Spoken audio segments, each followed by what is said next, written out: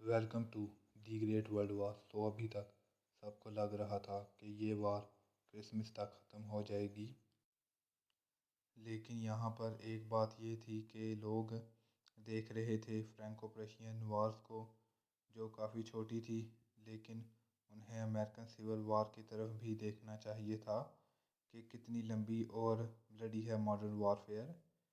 5 अगस्त को German empire को पहला सीरियस मिलिट्री ऑब्स्टेकल लीज मिला।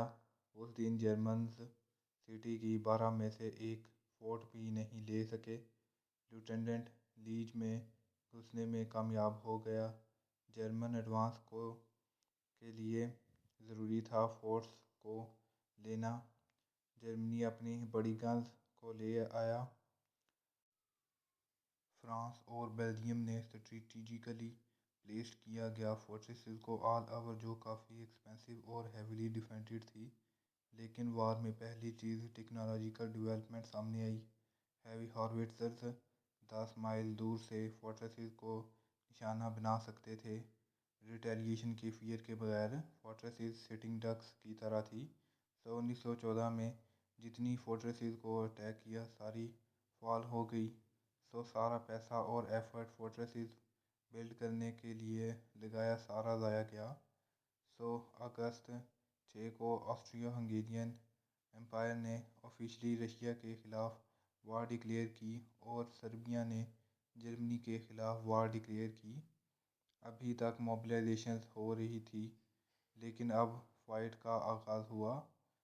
ऑस्ट्रिया सर्बिया के ख़िलाफ़ जंग के लिए तैयार हो गया और 12 अगस्त 1914 को ऑस्ट्रियन आर्मी ने इन्वेड किया और बम्बार्डिंग जो ऑलरेडी स्टार्ट हो गई थी बेलग्राड पर। पिछले कुछ हफ्तों से यहाँ पर कुछ चीज़ें देखने की हैं कि जैसे ऑस्ट्रिया पनिश एंड डिस्ट्रॉय और एनेक्स करने के लिए गया था सर्बिया को, लेकिन फ़नी थिंग ये है कि इसे अंदाज़ा ही नहीं था कि इसकी एक और एनिमी जो मच लार्जर थी सर्बिया से बन गई है, वो है रशिया।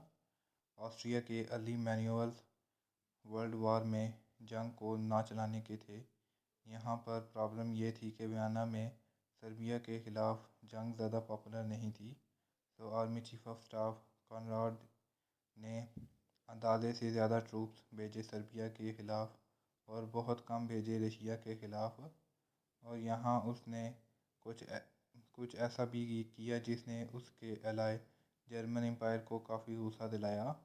इसने सर्बिया के ख़िलाफ़ बड़ी आर्मी सेंड की जो रशिया के ख़िलाफ़ जा रही थी, लेकिन वो सीक्रेटली रशिया के बजाय सर्बिया के ख़िलाफ़ चली गई। इस चीज़ ने जर्मन्स को काफ़ी गुस्सा दिलाया, क्योंकि जर्मन्स को बताए बगैर ये आर्मी सर्बिया की तरफ भेजी। प्रॉब्लम ये थी कि रशिया के पास काफ़ी ज़्यादा मैन थे, जबकि सर्बिया के ख़िलाफ़ काफ़ी कम। जर्मन्स ने कहा कि अगर वो कुछ ट्रूप्स रीरूट कर सके बैक टू रशियन फ्रंटियर पर, यहाँ हमें अंदाज़ा होता है ऑस्ट्रियो हंगेरियन एम्पायर की प्रॉब्लम्स का कि ऑस्ट्रियो हंगेरियन एम्पायर एक मल्टी नेशनल थी, जो इसकी रेलवे से सिस्टम से पता लगता था।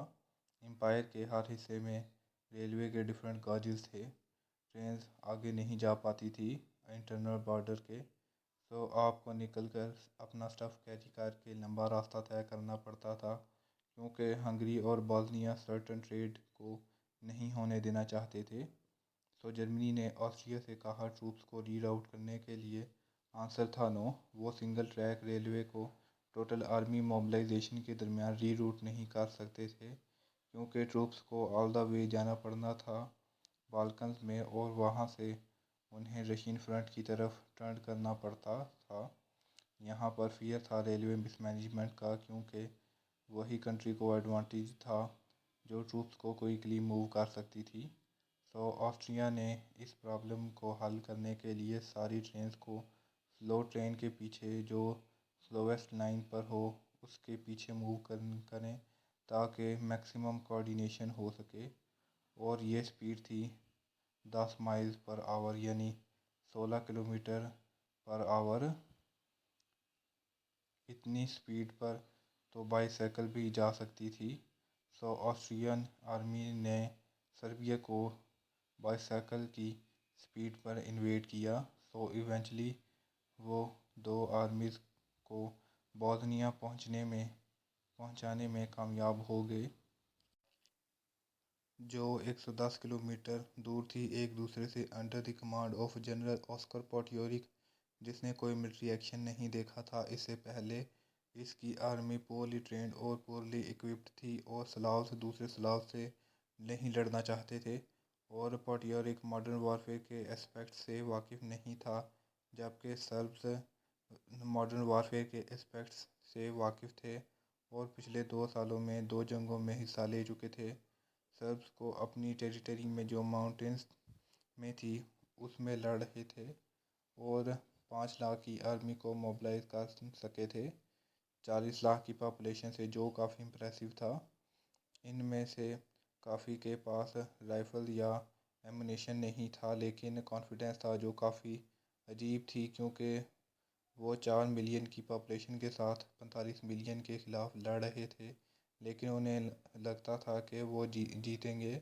سو آسٹریئنز نے ڈرینا ریور کو کراس کرنا شروع کیا سربز کو انگیج کرنے کے لیے۔ سو یہاں پر یہ بات بتائیں کہ فرینچ نے اپنا پہلا اٹیک شروع کیا اور مل ہاؤس اور ایسیس کو 8 اگست کو آکوپائی کر لیا۔ جرمن آرمی نے اگست 9 کو کاؤنٹر اٹیک کیا اور فرینچ کو فورس کیا مل ہاؤس سے 10 کو نکلنے کے لیے۔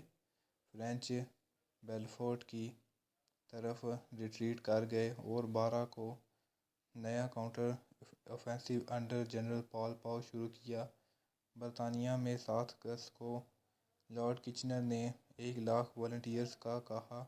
کچنر ان میں سے تھا جنہیں لگتا تھا کہ یہ وار لمبی ہو سکتی ہے، اور 10 کو کائزر نے ایڈمٹ کیا اپنے ورز کا کہ یہ ایک لمبی جنگ ہو سکتی ہے اگر برطانیہ انوالو ہوا۔